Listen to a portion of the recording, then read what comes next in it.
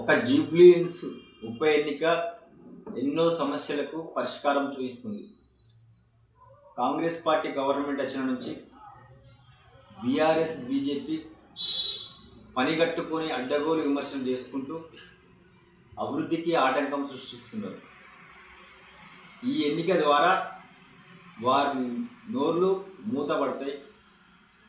శరవేగంగా అభివృద్ధి చెందడానికి తెలంగాణ రాష్ట్రం ఒక దిక్సు చేతుంది. జూబ్లీహిల్స్ ఎన్నిక జూబ్లీహిల్స్ ప్రాంతంలో తెలంగాణ ఉమ్మడి జిల్లాల నుండి లక్షలాది ప్రజలు ఎస్సీ ఎస్టీ బీసీ మైనార్టీ వర్గాలు 3,50,000 మంది అక్కడ ఓటర్లుగా ఉన్నారు.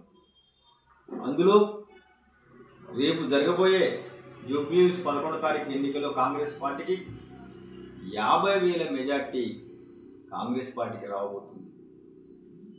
ఆ ఎన్నిక ద్వారా తెలంగాణ రాష్ట్రానికి ఒక పరిష్కార మార్గాన్ని, రేవంత్ అన్నకు ఇంకా ఎక్కువ అభివృద్ధి చేయడానికి ఒక ఆక్సిజన్ అందించడం అవుతుంది.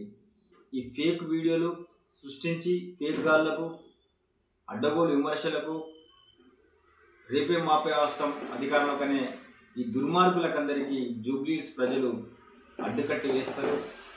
ఈ తెలంగాణ రాష్ట్రాన్ని అప్పలకుపమయ చేసిన బీఆర్ఎస్ పరిపాలనను అధిగమించి అభివృద్ధి ఫలాలు శరవేగంగా జూబ్లీహిల్స్ ప్రజలకు రేషన్ కార్డులు కానీ, సన్నబియ్యం కానీ, ఇందిరమ్మ ఇల్లు కానీ అనేక సంక్షేమ కార్యక్రమాలు ఈ రేవంత్ అన్న మన అన్న తమ్ముడుగా, మన బిడ్డగా, మన సోదరునిగా అవకాశం ఉన్నది. కాబట్టి జూబ్లీహిల్స్ ప్రజలు తప్పకుండా కాంగ్రెస్ పార్టీకి ఇప్పుడున్న సర్వేల ప్రకారం, మాకు చెందిన సమాచారం ప్రకారం 50,000 మెజార్టీతోని నవీన్ యాదవ్ గారు కాంగ్రెస్ పార్టీ రేవంత్ అన్న యొక్క అభ్యర్థి గెలవబోతున్నాడు.